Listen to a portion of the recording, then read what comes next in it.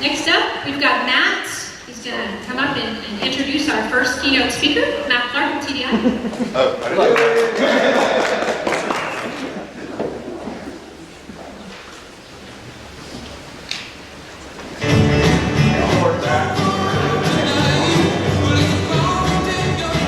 All right, first up on the agenda, first off, thank you everybody for coming out today. We do got a great agenda planned for you. We have our CEO for TD, Harold, is going to get up and he's going to give a wonderful presentation on servant leadership. TD has totally bought into servant leadership, and with the great leadership of Harold, he's taken us on a wonderful journey. Thanks, Matt.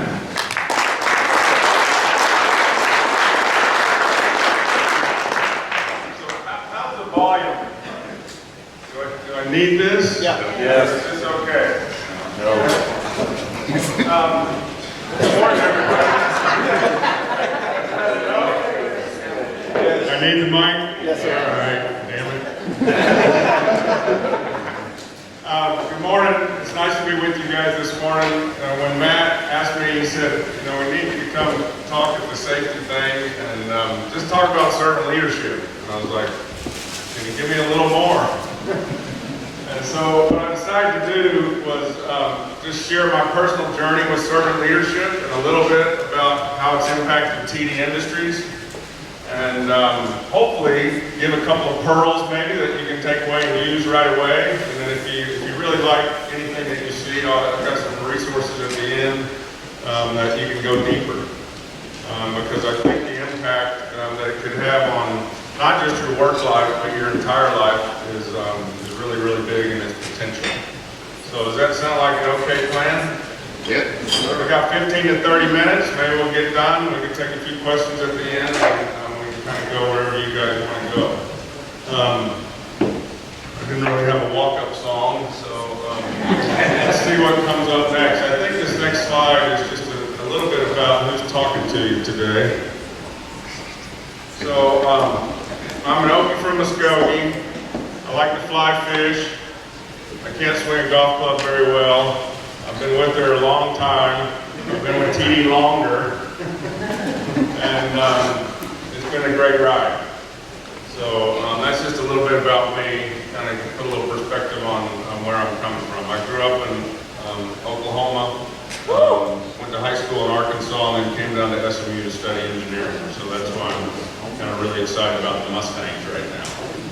So it's been a long time. I was there when they were winning, and I was there when we got the death penalty, and we've been waiting like 35 years to have a team again. So we're hopeful. We're hopeful. So with that, let's keep moving along a little bit.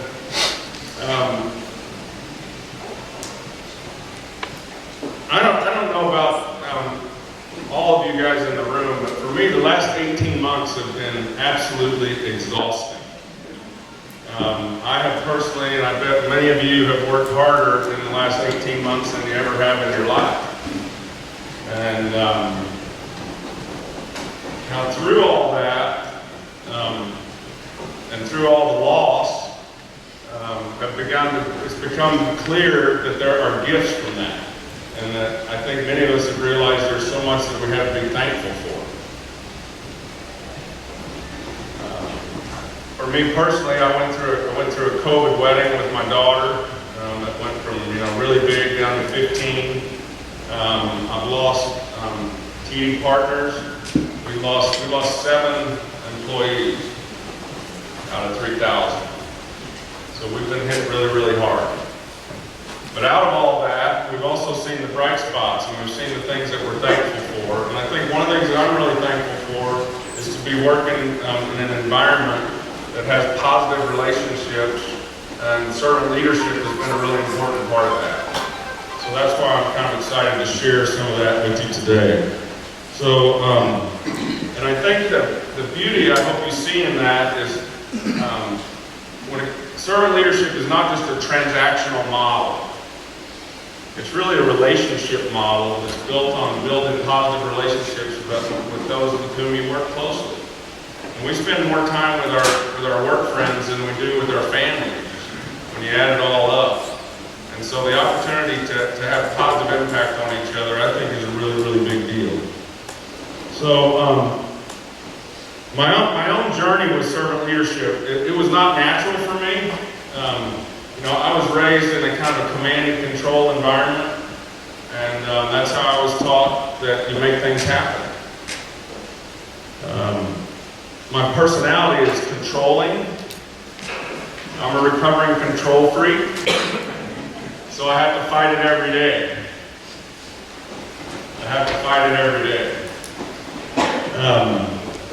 I realized along the way that my need to control was kind of reducing my ability to grow and reducing my ability to help others grow. And I would say just being a control freak was stressing me out. It was creating unnecessary stress in my life. You guys ever experienced that?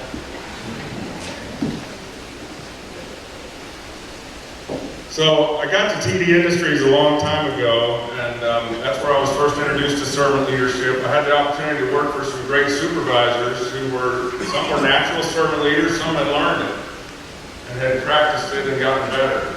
That's kind of what my journey has been. So,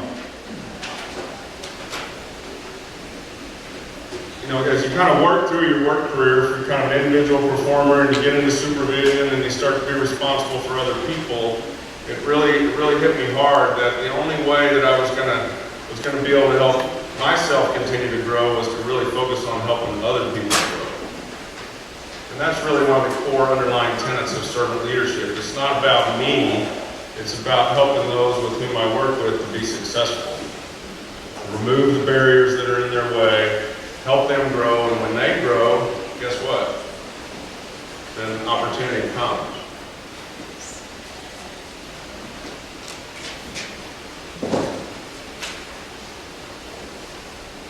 So I don't know about you, but when people ask you what you do, I think most of us tend to talk about projects, right? We tend to talk about, well, look what we built, look what we did.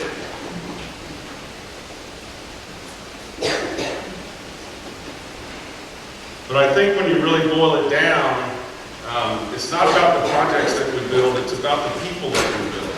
And we're really in the people business. We can't build these things and we can't grow businesses without growing people. And that means you gotta be willing to be a little more, you gotta be willing to be a little vulnerable, you gotta be willing to let people know that you really care. That you give a shit. So there it is, good timing. So that was kind of my transition slide and kind of the end of my journey part. So this next slide, Greenleaf has a top 10, Jim Collins has a top 5, so I thought I'd give you kind of Harold's top 6. So what are my kind of top 6 tenets of servant leadership? Number 1 is listening, being a good listener. It's about, Stephen Covey says, seek first to understand, then be understood.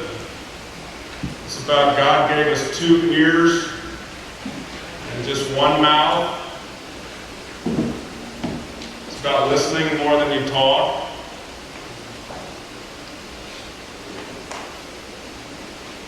Number 2 is empathy. That's about really getting in the other person's shoes, right? And really understand what are they up against, what are they dealing with, what's going on in their lives, what's going on in their work, what's in their way. Empathetic listeners can really be much better leaders. And then the third was humility.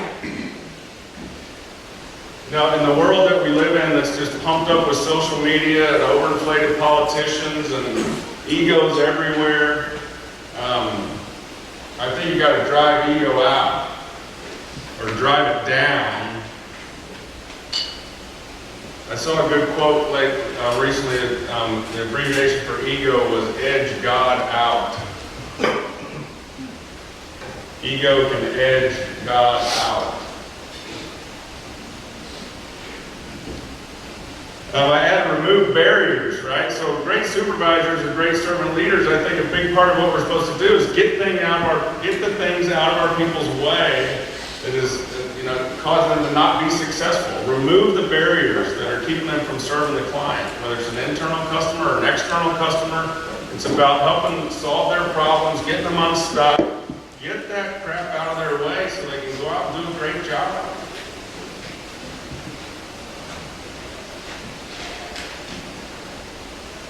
And then, I think a lot of people think when they hear servant leadership, they think it's soft.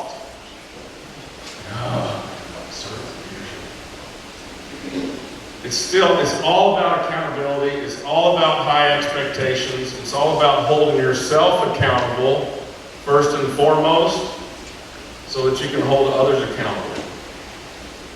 But don't think it's soft. Don't think it's not about high expectations. Don't think it's not about accountability. That's what creates success for this industry.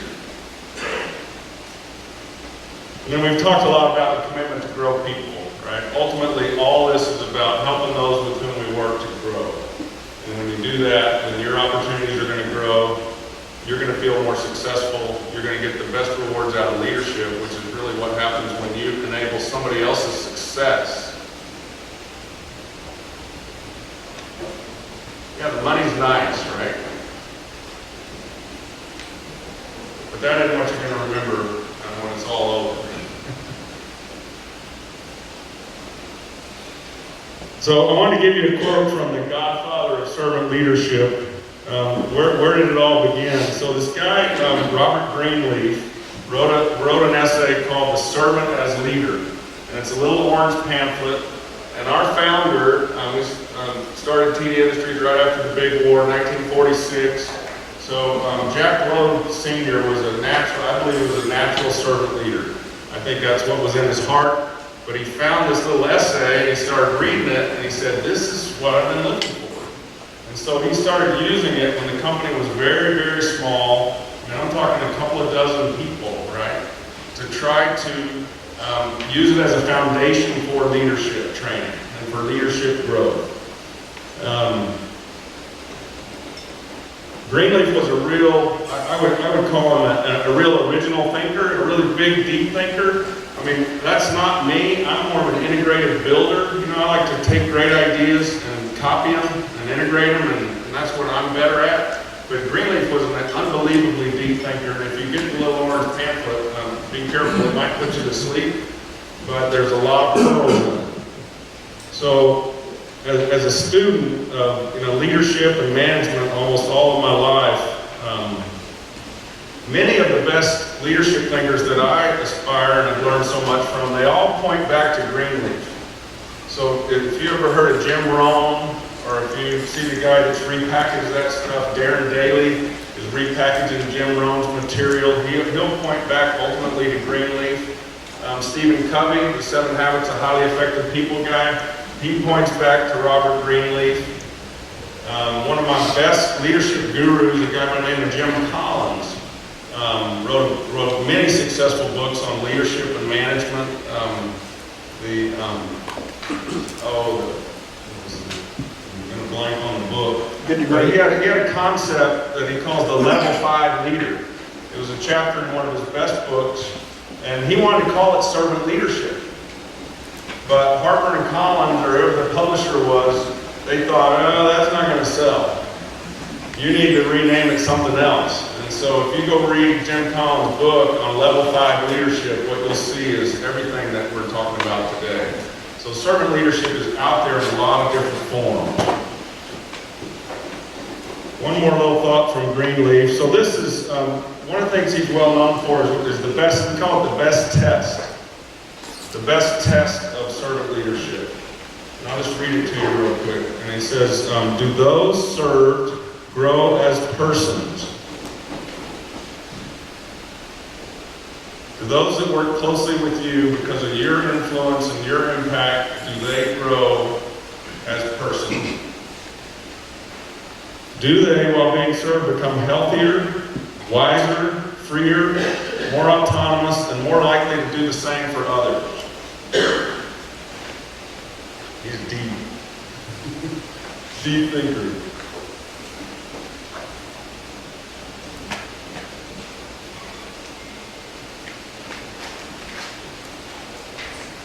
So a little bit about what TD, or what servant leadership has done at TD. A little bit more. So once Jack discovered the essay, he actually started teaching it in his home in small groups around spaghetti dinners in their living room. So they would read the essay, talk about what does it mean and how can we use it to grow a business. So when TD was very, very small, having these small kind of round tables, if you will, almost like little Bible studies, right? But trying to figure out how are we going to use this to grow our business. So that's evolved today into a curriculum that we now use. We teach all leaders at TD, and we give some introduction to that to almost everybody that comes into the organization. So it really underpins everything that we're doing. I think one of the most rewarding things about it for me and for TD, we found it to be true, is the impact, the positive impact that it has on everybody that embraces it, the ripple effect that then has on their families and their homes, and how that then ripples out into the community. So the way that we lead, the way that we work together, can have really big positive impacts well beyond the workplace. And I think that's the opportunity when you start to think about how do I really want to lead, how do I really want to supervise, how do I really want to help others grow.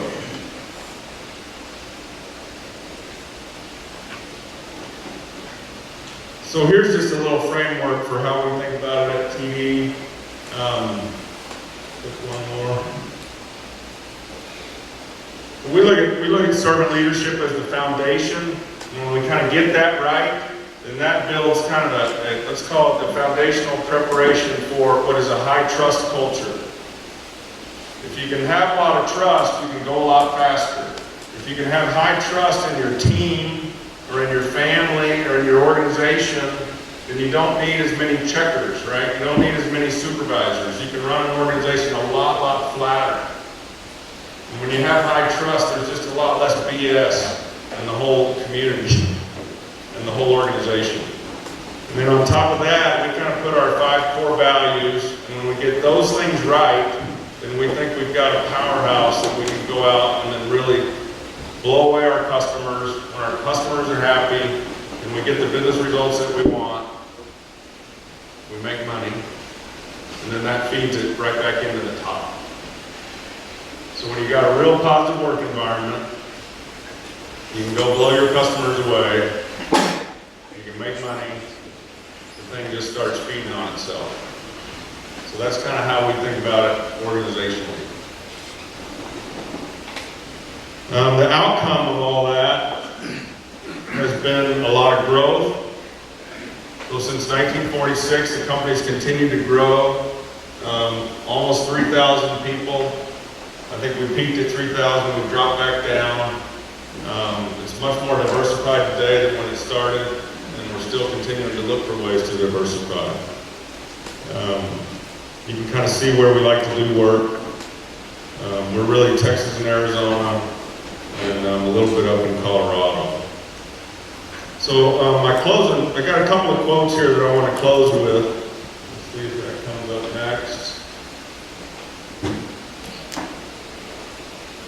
So Jim Hunter, one of the books I'm going to recommend to you, the way he summarizes his thoughts around servant leadership, a leader is someone who identifies and meets the legitimate needs of their people, then removes all the barriers so they can serve their customer. I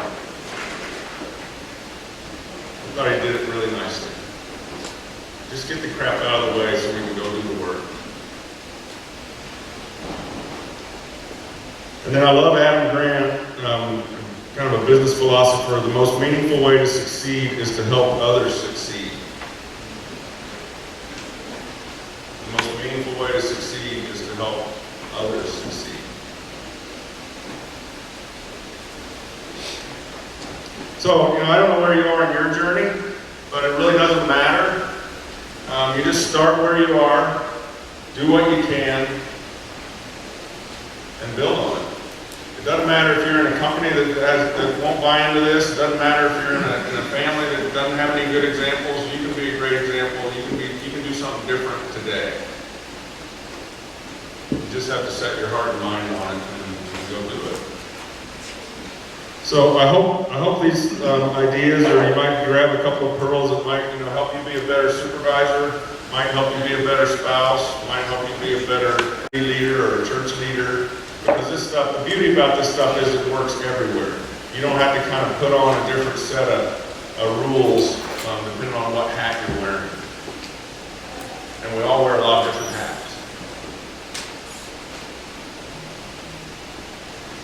Let's see, I think that's about it. So if you want to learn more, I threw a couple of resources up here. So a couple of good one good website, that's the Greenleaf Center. The article is a link to an article that we can email this out to you guys. But I thought the Atlassian article was a nice summary. The Servant by Jim Hunter is a great audio book. I know a lot of you guys, a lot of us spend time in our trucks commuting. The Servant by Jim Hunter is really worth your time. And I think he has really practical applications. It's in a parable form. So it's a story about a guy in manufacturing and his journey to find servant leadership. So if you're interested in learning more, that's where I would start.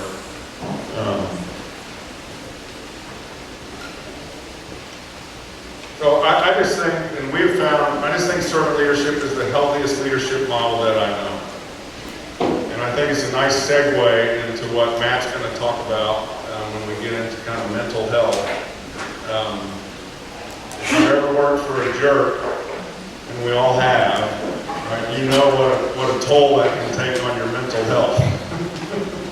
If you've ever had to work with a bunch of a-holes,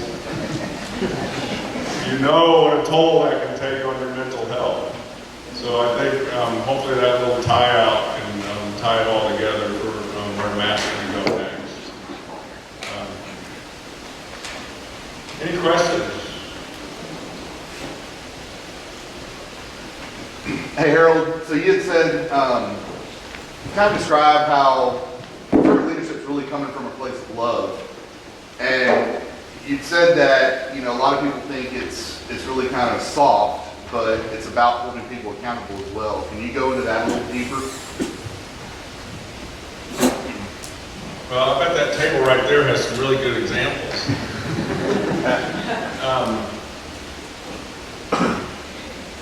I just think when a lot of people, when you put the word servant in front of leadership, I think some people kind of feel like it might cancel it out.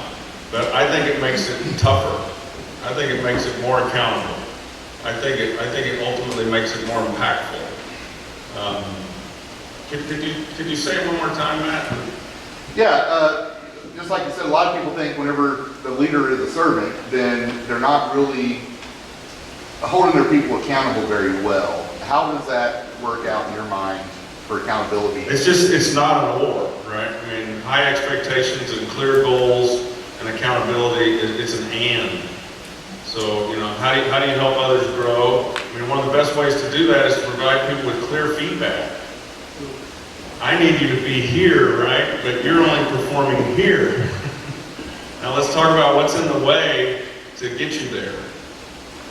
What tools do you need? What training do you need? What kind of adjustments might we need to make to the team? But I think Sam Walton says high expectations were the key to everything.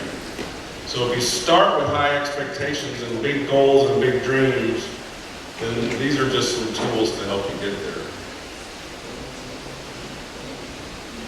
Thanks, Matt.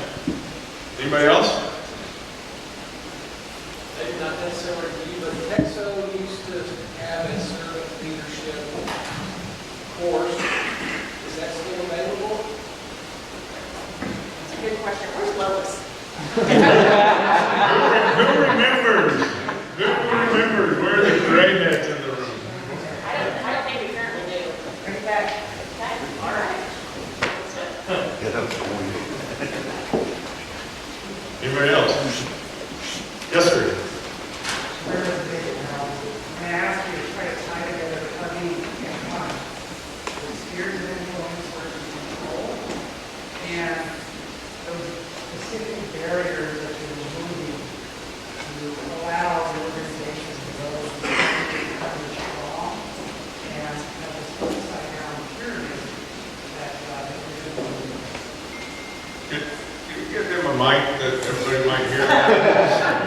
really long question. I need to hear it again too. I know. Okay, well, one more time here. My name is Brent from Biofunctional Health Solutions. You can see us in the hallway. We didn't make the cut over here. So, thank you everybody here for paying your taxes. I'm a result of that. Graduated the Air Force Academy, and as a result, I've been covered by Stephen Covey. And so, your presentation I love, but I think from an operationalization perspective, I think your audience could really benefit from tying together what's within their sphere of influence and control to barriers that they can remove to make their employees successful. You know, Covey has this concept, right, of sphere of influence, or sphere of control and sphere of influence, and the further we kind of get away from our own personal control, the less influence that we have. I don't know that I've got a good example.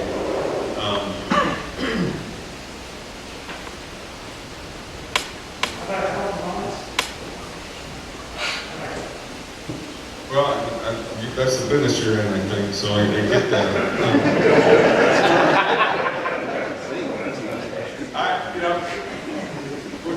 We can use health and wellness as an example, right? I mean, when it comes to the things that I control about my own personal health, and if we're not careful here, this is going to go off on some COVID rabbit hole, right? I think, the things that are within my control from a health and wellness perspective are the things that I eat every day, the things that I do every day to maintain my health and wellness, the things that, the time that I carve out for myself and my family and my spirit. So I think when you put those things first, and that's another Covey concept, put first things first, then it better prepares you for the day, it better prepares you to go out and be a person of positive influence. So I thought we could do a whole day on Stephen Covey, 7 Habits of Highly Effective People. I'd really recommend that too. I found that really early in my career. And, if you're looking for another kind of booster rocket for your own personal strength, Stephen Covey, 7 Habits of Highly Effective People. Anybody else?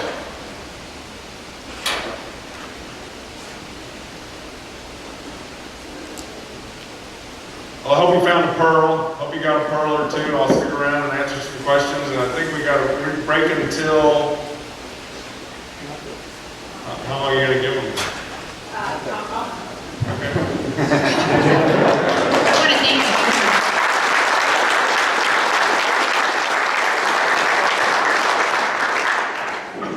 Excellent topic.